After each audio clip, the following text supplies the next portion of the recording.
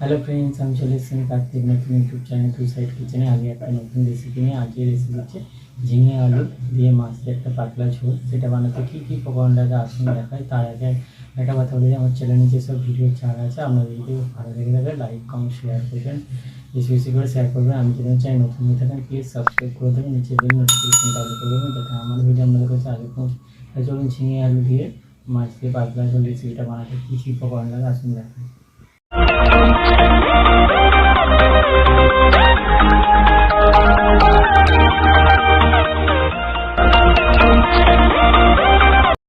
হালকা কই মাছের ঝোল রেসিপি বানিয়ে দেখাবো। সেটা বানাতে কী কী উপকরণ লাগে আসুন দেখায়। তার আগে একটা কথা বলি, ভিডিওটা প্রথম থেকে শেষ অবধি একটা অনুরোধ রইল।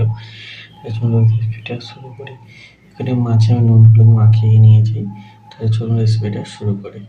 আমি গ্যাসটা জেলে কড়াই তেল দিয়ে বসিয়ে দিয়েছি। তেলটা গরম হয়ে গেছে। আগে কটা গোটা জিরে ভেজে নেবো।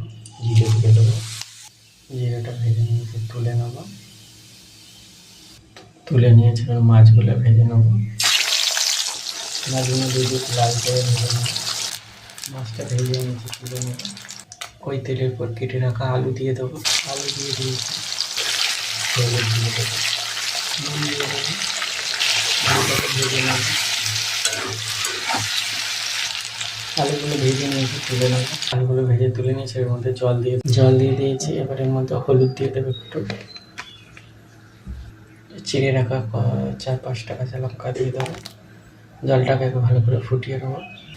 জলটা ফুটে গেছে, এবার ভেজে রাখা আলুটা দিয়ে দেবো। আলুটা দিয়ে দিয়েছি, ভালো করে সিদ্ধ করে নেবো। আলুটা অনেকটা সিদ্ধ হয়ে গেছে, ঝিঙেগুলো দিয়ে দেবো।